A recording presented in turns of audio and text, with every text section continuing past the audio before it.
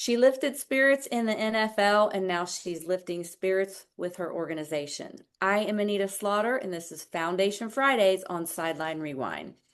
Today we're sitting down with Miss Jennifer Cobb, and I'm happy to have her share all about the organization that's near and dear to her heart. Thank you, Jennifer, for being here. Thank you so much for having me. What a joy. Before we get into the real reason we're here, let's do just a real quick cheer career spotlight. So tell us what years and which team did you cheer in the NFL? So I was with the St. Louis Rams from inaugural season 1996 when Georgia Frontiere brought them from LA to St. Louis to 1999. And even though they beat us in the Super Bowl when we cheered, we still love Jen. She's amazing. Yes. Um, But I was part of, and such an honor. Oops, sorry. that's Part okay. of the greatest show on turf with Isaac Bruce and Kurt Warner and So Mark cool. Bach. Yeah. So it was such a joy to be a part of that organization. Um, I know we asked you this when you were on our podcast, but you may have even thought of different ones. What is your favorite rewind or favorite memory cheering for the Rams? Oh gosh. Really it's when I combine the years that I was on the field and all the girlfriend relationships and practices and game day, um, I would have to say there's two things I take away, have great memory from those years. And number one is locker room. I absolutely love locker room time. It was lots of goofing off, practical jokes, lots of behind the scenes that people don't realize how goofy and fun. And, that's where the bonding took place. Yes, it was, lots of hard work and a lot of practice, a couple days a week. And then on Saturdays before game day on Sunday. And of course, summer camp was exhausting and trying, but there's a lot of bonding that goes on in the locker room. But most importantly, what it showed me as I look back on the memories for personal growth, I would have to say it taught me the most to do the most uncomfortable and just go for it because that's kind of stayed with me as I've grown into my older years as a mom and as a wife. I've taken on things that have been uncomfortable.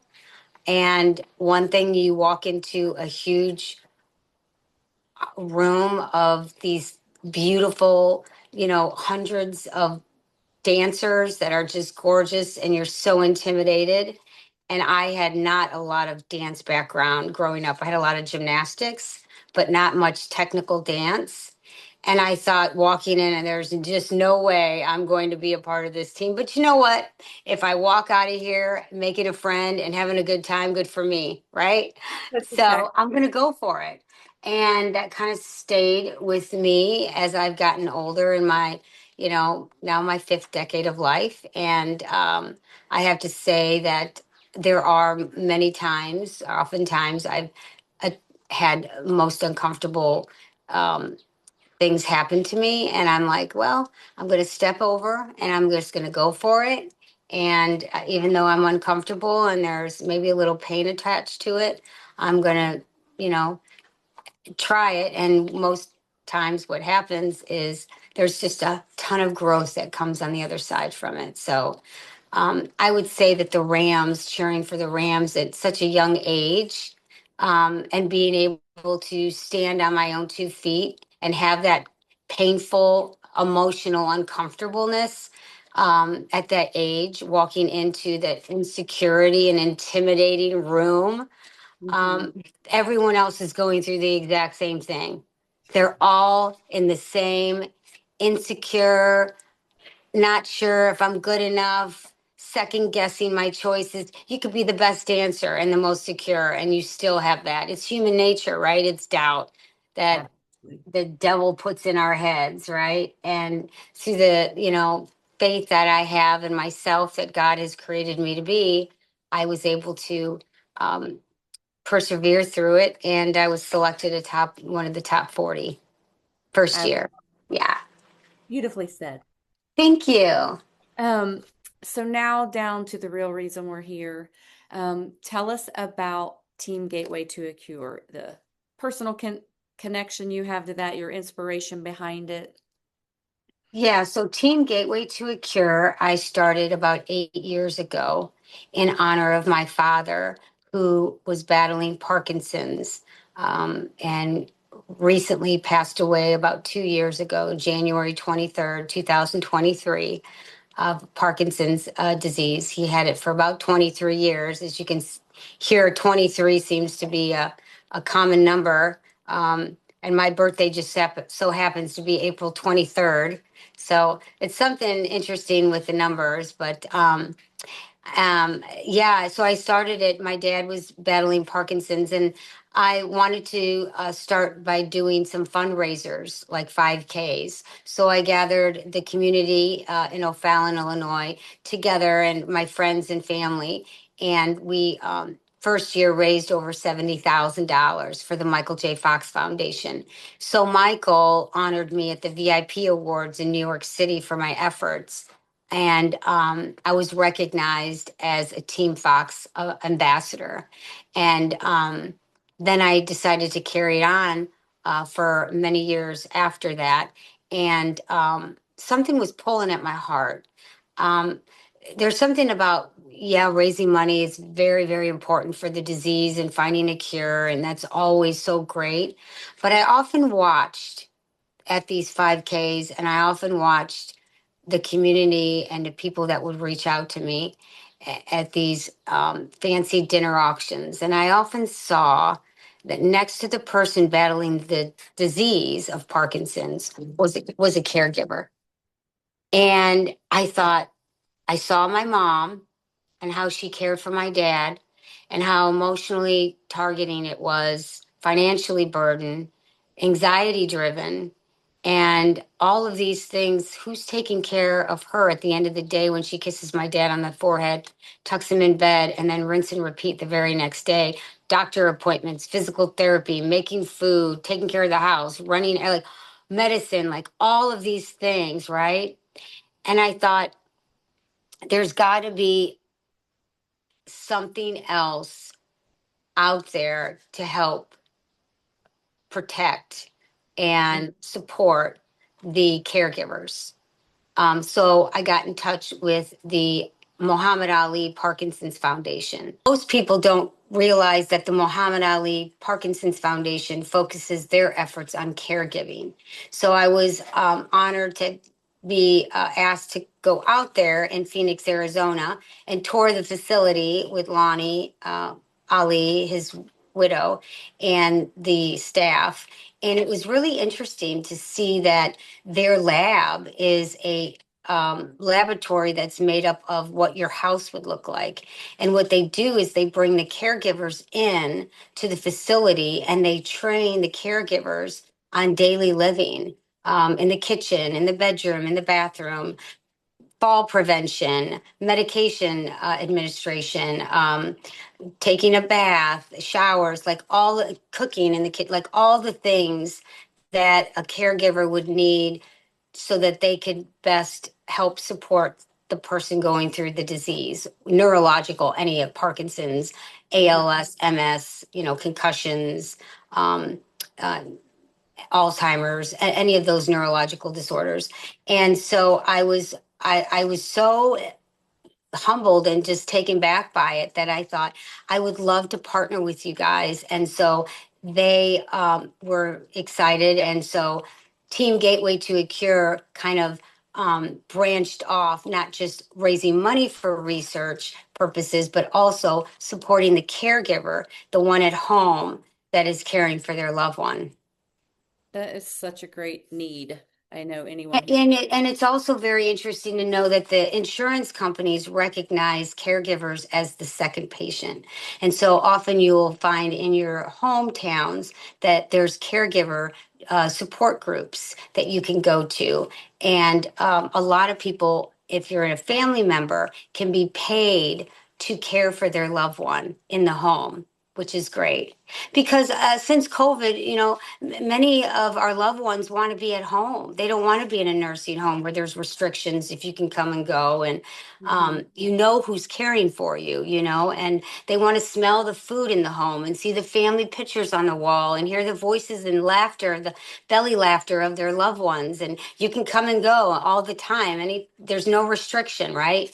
And so I thought, what a great opportunity for Team Gateway to a Cure to resource that education to others. And I often get asked at caregiver conferences that I attend and speak at, some of the challenges that caregivers go through.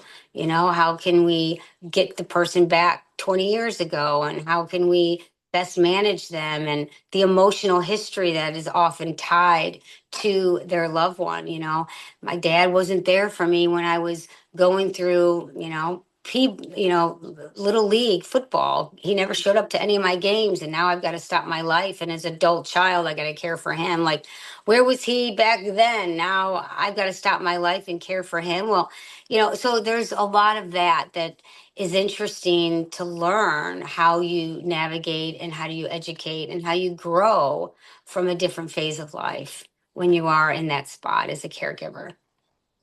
Yes, that makes perfect sense. And anyone who's been through that can completely relate to that mindset as well. But I know you're based out of St. Louis, but do you provide resources and connections for people all over the nation, or how does that work?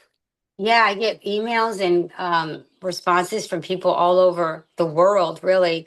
Um, I have a girlfriend in Africa that her dad is dying of Parkinson's, and we talk quite a bit. She's a very, very well known model in Africa, and very well to do family. And she reached out to me on social media, and yeah, I get people like all over. And, Parkinson's doesn't discriminate based on age, beauty, gender, Right. amount of money you make every year. It happens to all of us, and not just Parkinson's, but any neurological disorder. And my background is as a dietitian. I'm very passionate about nutrition, and I believe in managing the body through diet and exercise and holistic well-being overall. And I try to instill that into people that reach out to me, and give them as much education as I can from the knowledge that I've learned over the years. And so that's what Team Gateway to a Cure really is. It's a platform of resources.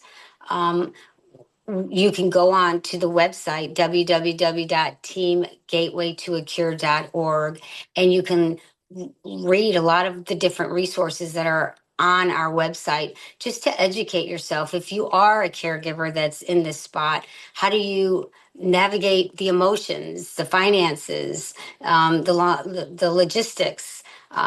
Maybe you're a family member that lives in a different state. Your parents are halfway around the country. How do you care give? There's so many different great ways you can help. I mean, we have a great system called DoorDash. I mean, maybe you take care of a meal once a week or twice a week. Maybe you pay for a cleaning service so mom doesn't have to, or a laundry. Like, there's technology now, like FaceTime, you and I, Zoom. Like, maybe you reach out and talk to the loved one for an hour while my mom can finish doing some laundry or cook a meal without feeling like she has to watch the loved one 24/7. So there's so many different really, really great ideas and resources and education that you can get from Teen Gateway to a Cure on the website. That's wonderful.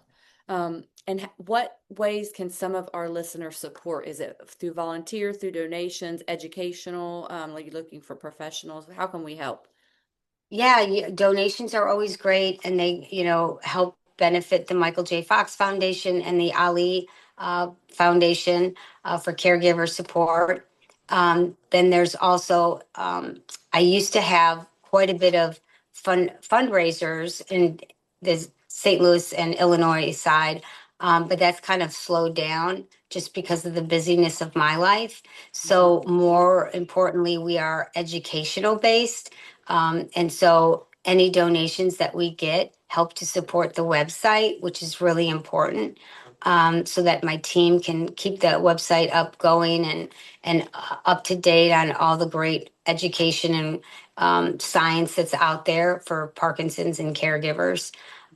So those are some really great ways. You can reach me on my Facebook page, Team Gateway to a Cure.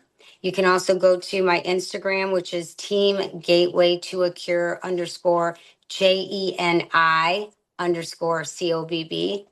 And I'm constantly posting stuff. But yeah, the website's probably your best because all of those links are on the website, which is www.teamgatewaytoacure.org. Perfect.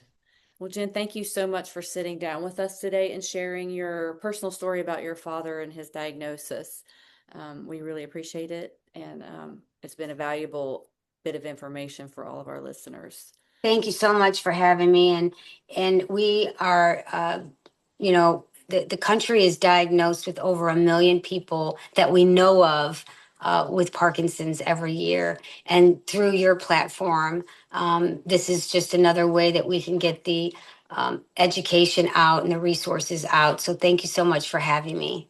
Of course. And if someone close to any of you has been diagnosed with Parkinson's or any other neurological condition that can be helped with the resources that Team Gateway to a Cure offers, please go to their website.